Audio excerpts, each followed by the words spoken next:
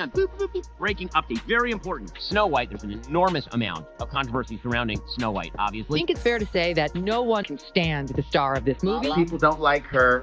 A lot of people don't like her either. She's got a big mouth. She talked trash about the original movie. Controversy's been dogging this movie since its very beginning. So much so that the Daily Wire, I think, we played a major role in basically forcing Disney to go reshoot it. Well, it didn't help, apparently. Disney's Snow White was essentially a box office dud. Disney live-action remake of Snow White debuted this weekend, and it's an even bigger dud than anticipated. The reason we had Rachel Zegler on the docket is she's an asshole. Disney is having its own problems. They're finally releasing the latest adaptation of Snow White, but they're scaling back the Hollywood premiere of the film. Kinsey, why is that? Because Rachel Zegler is a PR nightmare. And now you better have a good reason to get people to the theaters, and this ain't it. The movie apparently is not very good. I haven't seen it yet. I'd be shocked if it were. Again, the star, Rachel Zegler, is unbelievably charmless in public. Studios really need to go back to what they originally did, which was tell your stars to shut up and not say things, because no one is paying to hear your star say offensive things off. This is someone who is as entitled as, I don't need your business. You know what? Maybe Disney does. Maybe you're a tool, you're a pawn in this film. You didn't write it. You didn't direct it. You have nothing to do with the creation of Snow White. You should shut up and do that. Yeah, one thing about Rachel Zegler is that we know that she's not helping at all one bit. Every time she opens her mouth, it's crisis mode when it comes to Disney, having to backtrack. She talks about how this isn't a fairy tale about falling in love with the prince. This is a fairy tale about fighting your own battle. She's not like the ideal choice for the lead role in Sweet Snow White. Now, one thing that is already universally known at this point by the general public is the fact that Disney is in full-on damage control mode. This is truly, she has to go. I'm sorry, Disney. She has to go. I know this point has been made, but this truly is the worst casting maybe in the history of the film. A lot of reasons you have to suspend disbelief when you watch a movie like Snow White. There's magic, talking forests, animals that act in human ways and such. Probably the biggest aspect of disbelief you have to suspend is the idea that Gal Gadot, as the wicked witch here, as the evil stepmother, is somehow less good looking than Rachel Zegler. Come on, gang. We ain't... Neither of them make any sense for their roles. We've already covered how Rachel Zegler is a terrible choice for Snow White. Gal Gadot, who plays the queen, the first problem is that she's the evil queen. The evil queen is supposed to be envious of Snow White's beauty, and that is just not believable. I cannot buy that Gal Gadot is angry that she's not as beautiful as Rachel Zegler. I cannot buy it. We're supposed to pretend that disabilities no longer exist or something, but we're not all blind. We can still see.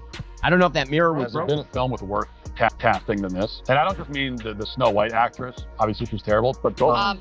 Hello, Disney. You're going to have to redo your film again, because this woman is a pig, and you fired Gina Carano for far less than this nonsense. The reason why the public has shifted, if you can't avoid this movie, you absolutely should, because it's absolutely some people like this movie. Some people like it. Oops. Imagine this: a cherished fairy tale getting the reboot treatment. A lead actress who seems less than enthusiastic, and a cultural commentator who has a sixth sense for spotting disasters before they happen. That's the exact storm we witnessed when Ben Shapiro set his sights on Disney's controversial new Snow White. They decided to cast Rachel Zegler, who is Hispanic, as Snow White. Now, again, you can cast people however you want to cast people. I really don't care. However, Snow White, in which the description of the character is skin as white as snow, lips red as the rose, right? I mean, there's an actual physical description of the part. Not my fault it's written that way. It ain't racist to write it that way. That's the description of the part. That's what it is. The name of the movie is Snow White. Okay. And especially on Rachel Zegler, the actress who tackled the iconic princess role with all the enthusiasm of someone stuck, doing a job they never wanted in the first place. There are 18 hours in a dress of an iconic Disney princess. I deserve to for every hour that it is screened. While the original Snow White won hearts with forest melodies and dwarf-sized charm, the remake pulled a complete 180, sparking confusion, burning through a massive budget, and likely causing more panic in Disney's boardrooms than the evil queen ever could. Behind the scenes, you guys know as well as I do, those executives like Spielberg are looking at that saying, Rachel Zegler can F right off. Strap in, because we're about to unpack how a fairy tale reboot went from, hey, this could be interesting, to a textbook example of how not to handle a beloved classic. No dwarfs in sight, just the full story of a remake gone sideways. It all started when Disney decided to revisit Snow White's first ever full-length animated feature from the 1930s. A timeless film, universally adored, and frankly, a risky one to mess with. But that didn't stop the House of Mouse.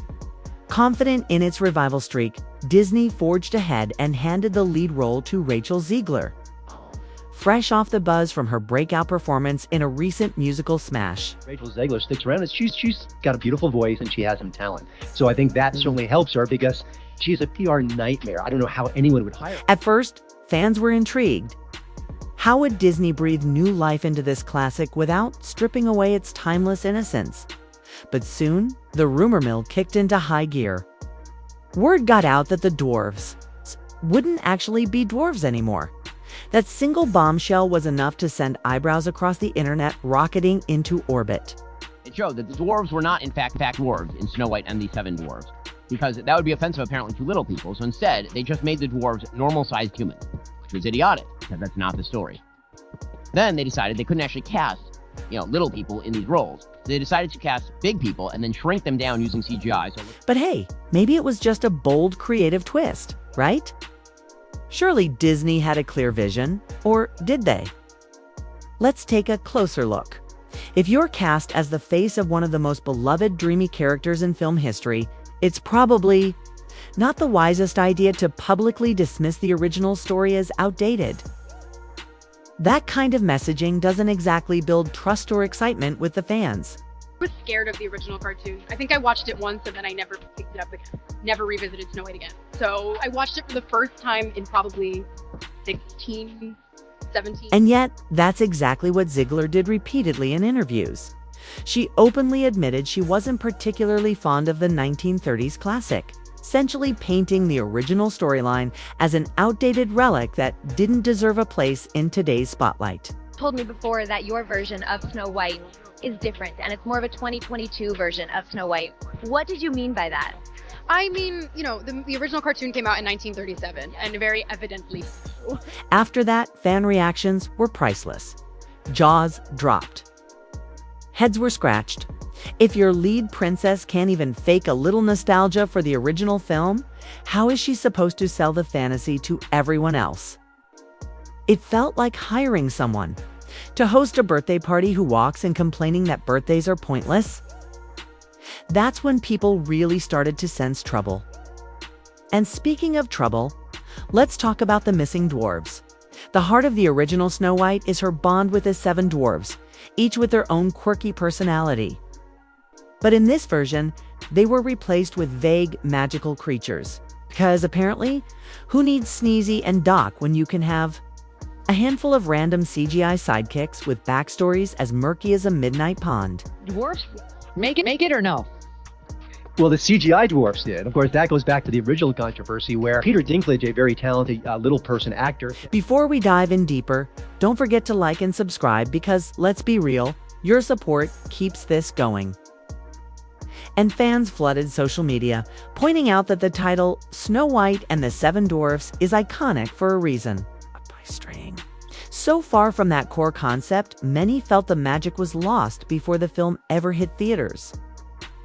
And just when things couldn't get more dramatic, the next bombshell dropped, sealing the remake's fate like an apple dipped in a suspicious potion.